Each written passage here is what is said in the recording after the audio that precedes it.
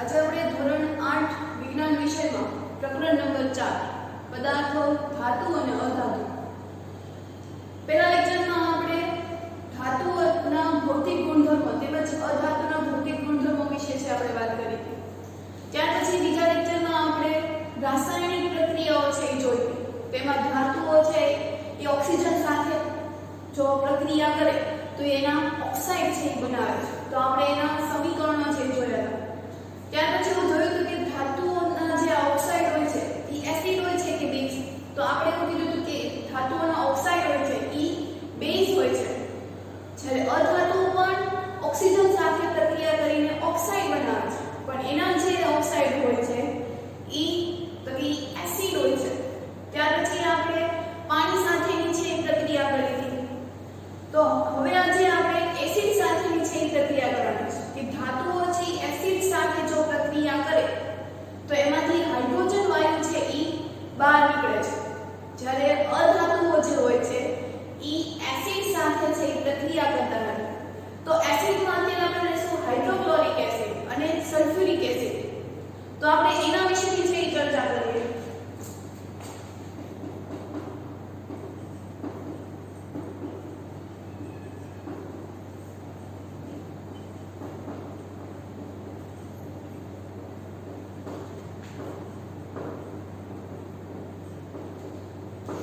આજના ટોપિકમાં ભણવાનું છે આપણે એસિડ સાથેની પ્રક્રિયા.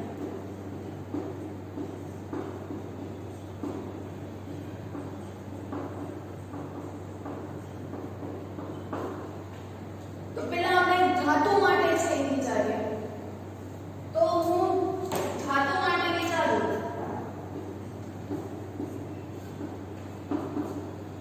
તો ધાતુમાં આપણે પહેલા સોડિયમ લઈએ. તો સોડિયમની સંજ્ઞા થશે Na. એસિડ તરીકે હું લઉં છું HCl, જેનું પૂરું નામ થશે હાઇડ્રોક્લોરિક એસિડ.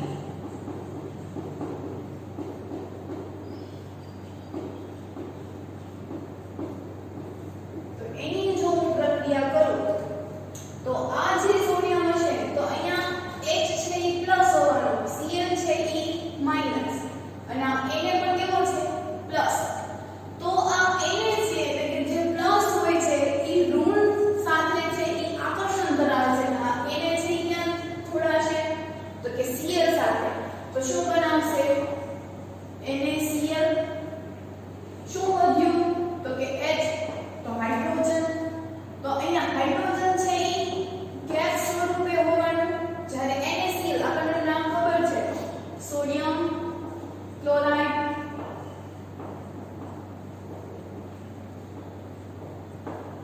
અને NaCl એટલે આપણું શું થશે મીઠું, બરોબર, જેનું રાસાયણિક નામ શું થશે સોડિયમ ક્લોરાઇડ. તો સોડિયમને આપણે HCl સાથે મેં પ્રક્રિયા કરાવી તો મને મળે છે NaCl અને છૂટું પડે છે સાથે H2 એટલે કે હાઇડ્રોજન વાયુ છે એ પણ છૂટું છે એ પડે છે. એવી જ રીતે આપણે બીજો કોઈ ધાતુ છે લઈએ, ઝિંક લઈએ છીએ.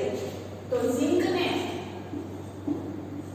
ધાતુ થશે, એનું રાસાયણિક સૂત્ર થશે તત્વ જેની સંજ્ઞા Zn, જેનું નામ છે ઝિંક.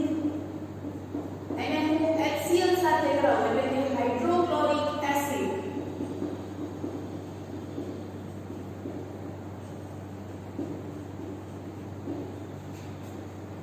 તો ઈ પણ મને અહીંયા પણ ZnCl બનશે એટલે કે ઝિંક ક્લોરાઇડ.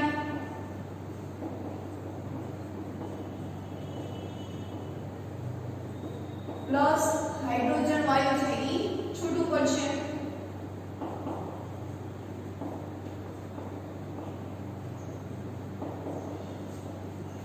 તો આવી તો બીજી ઘણી બધી ધાતુઓ છે કે જે આપણે HCl સાથે જો પ્રક્રિયા કરાવીએ તો એની સાથે હાઇડ્રોજન વાયુ છે એ છૂટો પડે છે. તો આ HCl સાથેની છે આપણે પ્રક્રિયા કરીએ. ત્યારબાદ આપણે H2SO4 સાથે પ્રક્રિયા કરાવીએ તો આ મેગ્નેશિયમ,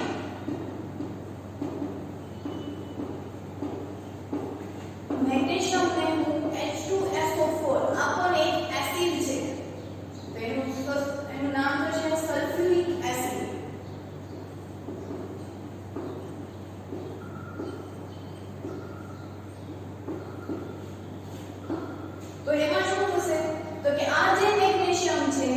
ત્યાં SO4 સાથે છે ઈ જોડાઈ જશે એટલે બનશે મેગ્નેશિયમ સલ્ફેટ. શું બનશે? Magnesium sulphate. સાથે બીજું શું બનશે? તો કે H2O એટલે હાઇડ્રોજન.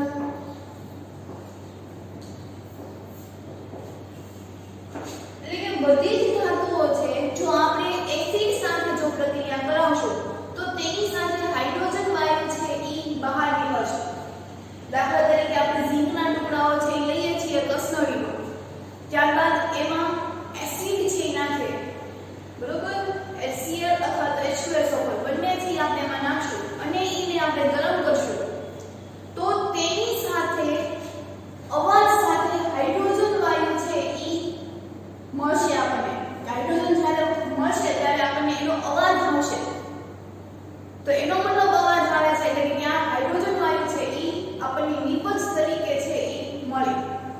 આ ઝિંકને પણ જો H2SO4 મેળવું તો મને ઝિંક સલ્ફેટ છે ઈ મળશે અને હાઇડ્રોજન વાયુ છે ઈ પણ છૂટું પડશે. એટલે આવી રીતે આપણે ઝિંકને આપણે HCl સાથે પણ પ્રક્રિયા કરી શકીએ અને H2SO4 સાથે પણ પ્રક્રિયા કરીએ.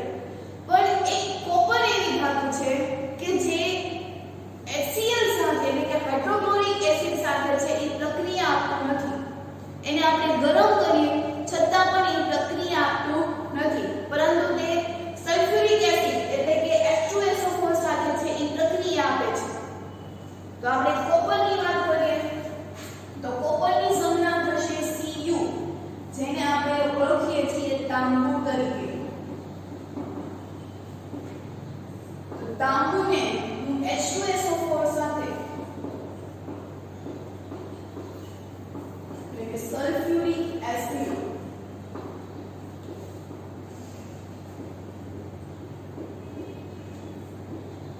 તો ઈ મને મળશે કોપર સલ્ફેટ એટલે કે CuSO4.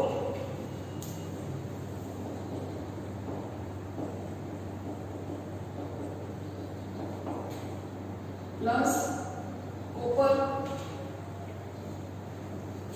CuSO4 plus hydrogen. Hydrogen વાયુ છે એ છૂટો પડશે. તો આપણે આની જ પ્રક્રિયા છે એ કેમ H2SO4 સાથે કરી? તો મેં તમને હમણાં કીધું એમ કે કોપર એક એવી ધાતુ છે કે જે HCl સાથે છે એ પ્રક્રિયા આપતું નથી ગરમ કરવા છતાં પણ. ઈ ફક્ત ને ફક્ત સલ્ફ્યુરિક એસિડ સાથે જ તે પ્રક્રિયા છે એ કરે છે. તો આપણે આ ધાતુની વાત કરી કે ધાતુ છે ઈ જો આપણે HCl સાથે જો પ્રક્રિયા કરીએ H2SO4 સાથે પ્રક્રિયા કરાવીએ તો આપણને હાઇડ્રોજન વાયુ છે મળે છે.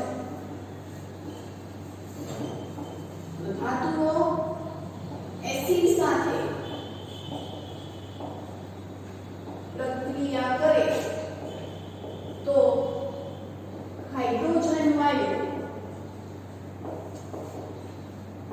અવાજ સાથે ઉત્પન્ન થાય છે. આપણે આ બધી પ્રક્રિયા દ્વારા જોયું, બરોબર. આમાં આપણે જોયું કે NaCl તો અહીંયા હાઇડ્રોજન વાયુ છે આપણને મળે છે. આ બધું આપણે સરખા કરવા માટેના જે દાખલાઓ છે આપણે આગળ જતા છે એ આવે છે. અત્યારે તો આપણે ખાલી યાદ જ રાખવાનું હોય છે.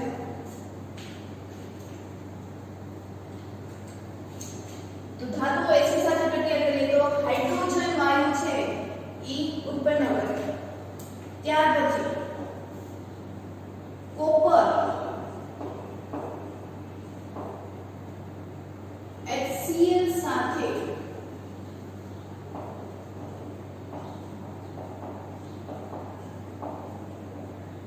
પ્રક્રિયા આપતી નથી, પરંતુ તે H2SO4 સાથે પ્રક્રિયા આપે છે. બરોબર. કોપર છે એ HCl સાથે નથી આપતી પણ કોની સાથે આપે છે? તો કે H2SO4 સાથે. આમ આપણે ધાતુની વાત કરીએ ત્યાર પછી આપણે અધાતુ વિશે વિચારીએ. તો અધાતુ છે તો અધાતુમાં કોનો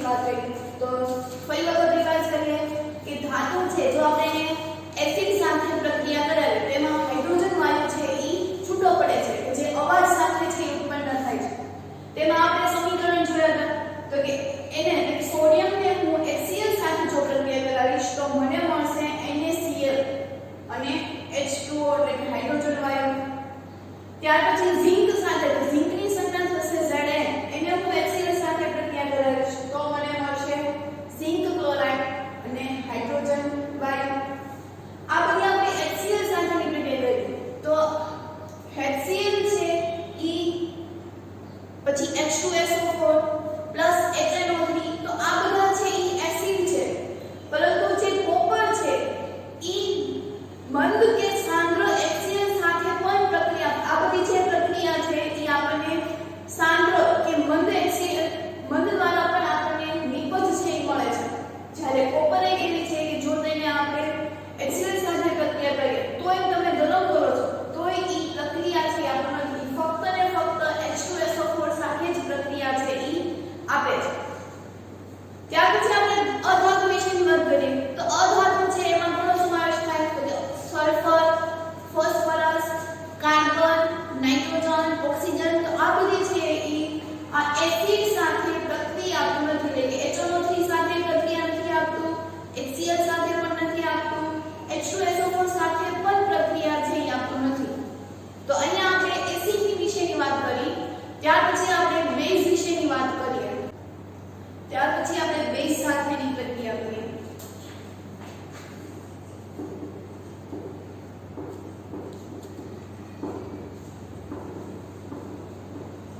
તો બેઝ સાથે પણ જ્યારે ધાતુઓ છે ઈ પ્રક્રિયા કરે છે તો ત્યારે પણ એમાંથી હાઇડ્રોજન વાયુ છે ઈ બહાર નીકળે છે જેવી રીતે આપણે એસિડ સાથે છે ઈ આપણે પ્રક્રિયા કરી તેમાં અવાજ સાથે હાઇડ્રોજન વાયુ છે બહાર નીકળતો એવી જ રીતે ધાતુ પણ બેઝ સાથે જ્યારે પ્રક્રિયા કરશે તો એમાં હાઇડ્રોજન વાયુ છે ઈ બહાર નીકળશે અહીંયા આપણે બેઝ તરીકે સોડિયમ હાઇડ્રોક્સાઇડ છે ઈ આપણે લેશું તો ધાતુઓ જ્યારે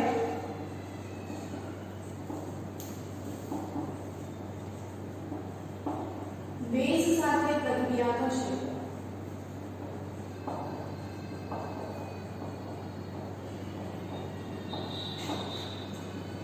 તો હાઇડ્રોજન વાયુ અવાજ સાથે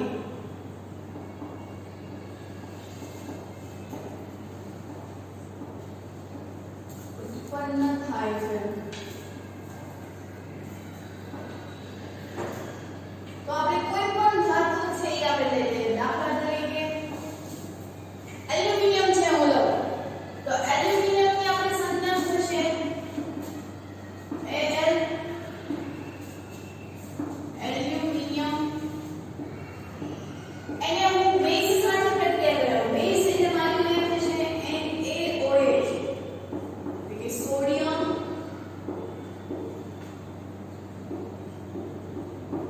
હાઇડ્રોક્સાઇડ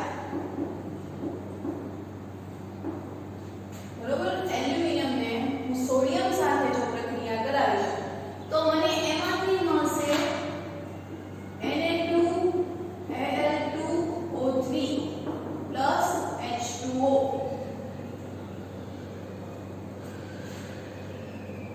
H2O એટલે અહીંયા આપણે બે હાઇડ્રોજન વાયુ છે સોડિયમ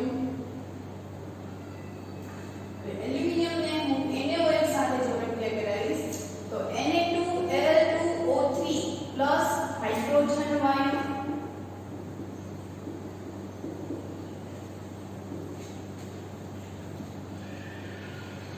એટલે કે ધાતુઓ છે ને બેઝ સાથે પ્રક્રિયા કરશે તેમાંથી કયો વાયુ બહાર છે નીકળશે તો કે હાઇડ્રોજન વાયુ પણ આ તો સિમ્પલી થઈ પણ જ્યારે અધાતુઓ છે જો ઈ બેઝ સાથે પ્રક્રિયા આપશે તો ઈ એની જે પ્રક્રિયાઓ છે ઈ જટિલ હોય છે તે સરળતાથી છે ઈ પ્રક્રિયા છે કરતા નથી તો અહીંયા આપણે એવું લખી શકીએ કે અધાતુઓ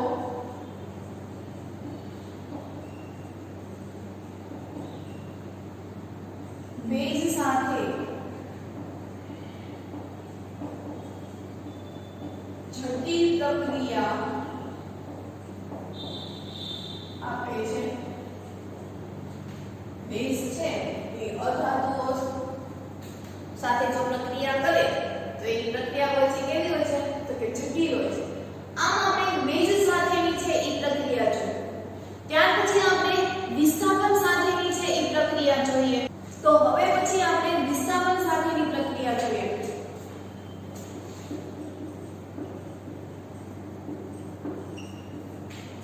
તો વિસ્થાપનમાં શું થશે દાખલા તરીકે કોપર સલ્ફેટ છે તો કોપર સલ્ફેટને જો હું ઝિંક સાથે છે એક પ્રક્રિયા કરાવીશ તો કોપર સલ્ફેટનું જે દ્રાવણ હતું એ કેવા રંગનું હતું તો કે ભૂરા રંગનું દ્રાવણ હતું એને હું ઝિંક સાથે જો પ્રક્રિયા કરાવીશ તો ઝિંક છે એ આ કોપર કરતાં વધુ સક્રિય છે બરોબર તો સક્રિયતા હંમેશા વધારેથી ઓછા તરફ છે એ જાય એટલે કે ઝિંક છે એ આ કોપરની જગ્યા છે એ લઈ લેશે અને કોપરને એ ધક્કો મારી દેશે બરોબર સાંભળજો ખાસ CuSO4 છે એટલે કે કોપર સલ્ફેટનું દ્રાવણ કેવું હતું ભૂરા રંગનું એમાં હું ઝિંક સાથે જો પ્રક્રિયા કરીશ તો ઝિંક છે એ સક્રિય ધાતુ છે તો એ સક્રિય ધાતુ હોય એ હંમેશા ઓછી સક્રિય ધાતુને એ ધક્કો મારી દે એટલે કે એ પોતાની જગ્યા છે એ લઈ લે તો શું છૂટું પડી ગયું તો કે કોપર છે એ છૂટું પડ્યું દાખલા તરીકે આપણા ઘરમાં કોઈ બે ટાંકી છે એમાંથી એક ટાંકીમાં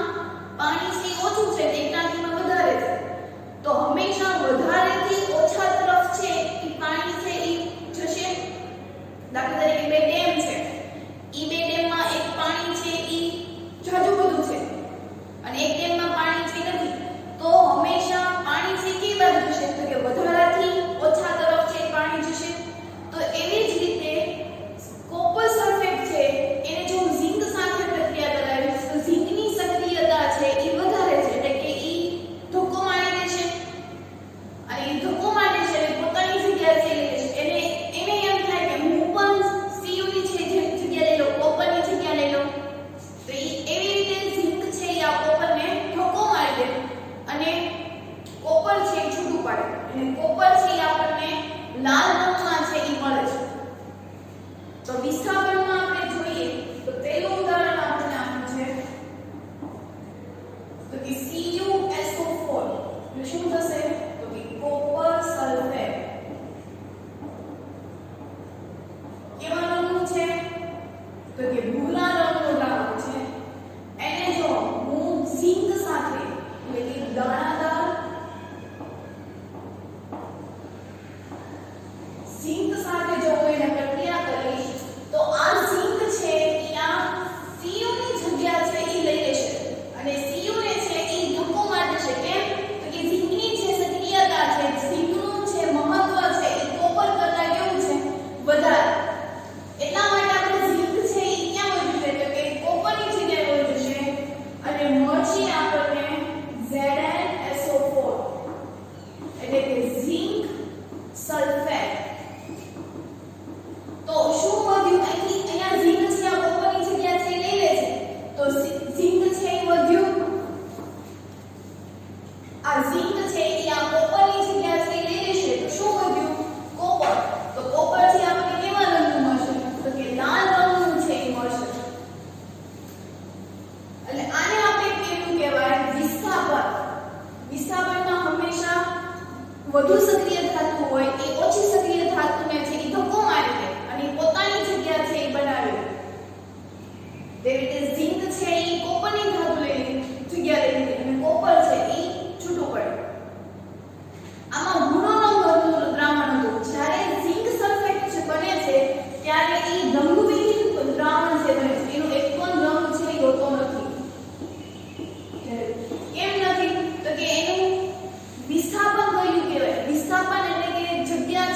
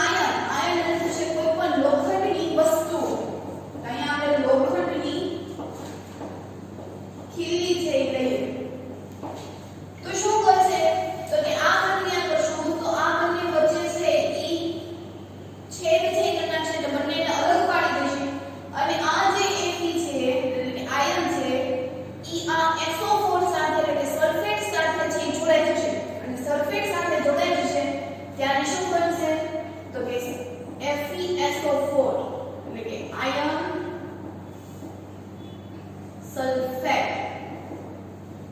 આયર્ન સલ્ફેટ. અને સાથે શું છૂટું પડશે તો કે કોપર ધાતુ કે જે કેવા રંગનું હશે લાલ રંગ. જ્યારે આયર્ન સલ્ફેટ છે એ કેવું હોવાનું તો કે રંગવિહીન.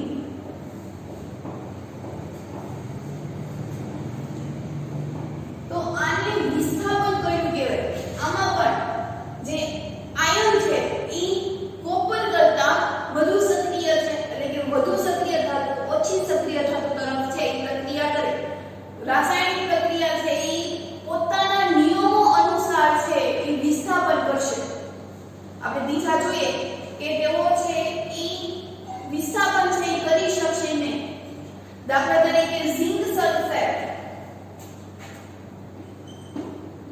તો ઝિંક સલ્ફેટ SO4 ZnSO4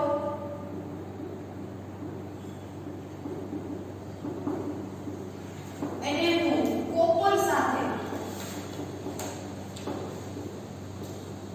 પ્રક્રિયા કરાવીશ તો હવે અહીંયા જો આપણને એવું થાય કે અહીંયા CuSO4 ને ઝિંક હતી અને અહીંયા ZnSO4 ને કોપર હતું, તો અહીંયા સક્રિય ધાતુ કોણ હતી? ઝિંક. જ્યારે અહીંયા કોપર છે તો મેં તમને પહેલા કીધું એમ કે ઝિંક ધાતુ છે એ કોપર કરતા વધુ સક્રિય છે, એટલે કે ઝિંક ધાતુ છે એ સક્રિય છે. તો જ્યારે અહીંયા કોપર છે તો ઈ આ કોપર છે ઈ આ ઝિંકનું છે વિસ્થાપન કરી શકશે નહીં. વધારે ટાંકી હોય તો ઈ એક બાજુ ઓછી ટાંકી છે તો ઓછામાંથી વધારે તરફ છે ઈ પાણી જઈ શકતું નથી, પરંતુ વધારે હોય તો એમાં ઓછા તરફ છે ઈ જઈ શકે. પાણીની ટાંકી હોય તો એમાં વધારે તરફથી ઓછા તરફ જાય, પણ ઓછું પાણી હોય તો ઈ વધારે તરફ છે ઈ જઈ શકતું નથી. એવી જ રીતે અહીંયા સક્રિય ધાતુ છે તે ઓછાથી વધારે તરફ ન જઈ શકે, પણ વધારેથી ઓછા તરફ જઈ શકે. તો અહીંયા ઝિંક છે એ કોપરનું વિસ્થાપન કરશે, જ્યારે કોપર છે એ ઝિંકનું વિસ્થાપન કરશે નહીં. તો અહીંયા આપણે શું લખાય તો કે વિસ્થાપન થશે નહીં. બરોબર, કોપર છે આ ઝિંકનું વિસ્થાપન છે એ કરશે નહીં. ત્યાર પછી આપણે આયર્ન સલ્ફેટ છે એ લઈ લઈએ. તો આયર્ન સલ્ફેટ ને પણ આપણે કોપર સાથે પ્રક્રિયા કરાવી. તો આયર્ન સલ્ફેટ એટલે કે FeSO4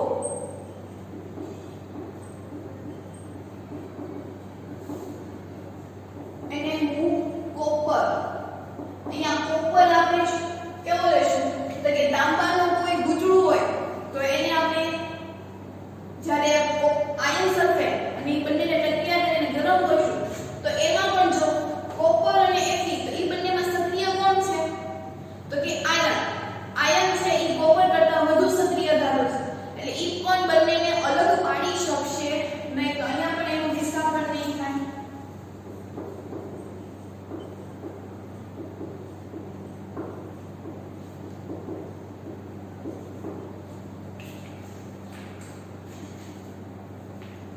બરોબર, એટલે કે ઝિંક અને આયર્ન છે એ બંને કોપર કરતા વધુ સક્રિય ધાતુ છે.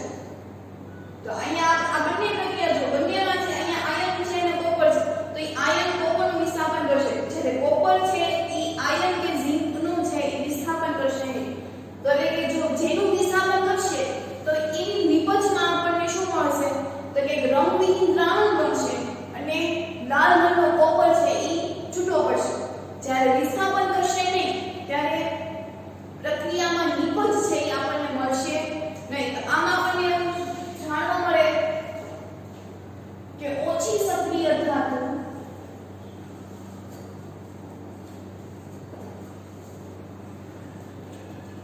વધુ સક્રિય ધાતુનું વિસ્થાપન કરી શકતું નથી, પરંતુ વધુ સક્રિય ધાતુ ઓછી સક્રિય ધાતુનું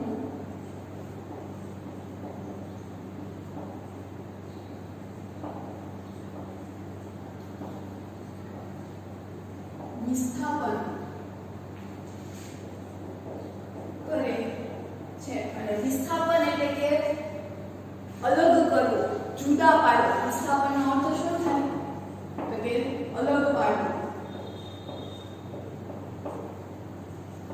બંને પદાર્થોને જુદા પાડવા.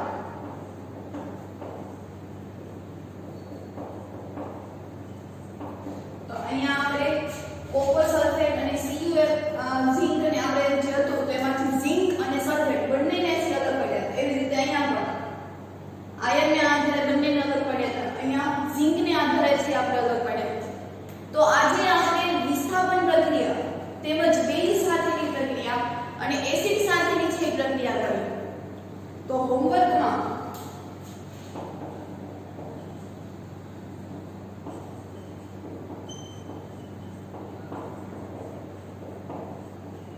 આજનો ક્લાસ વર્ક છે એ 2 વાર લખવું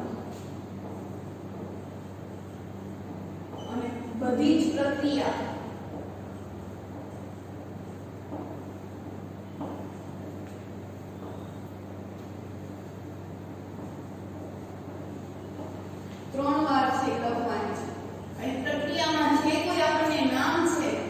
નામ છે એ યાદ રાખવાના છે.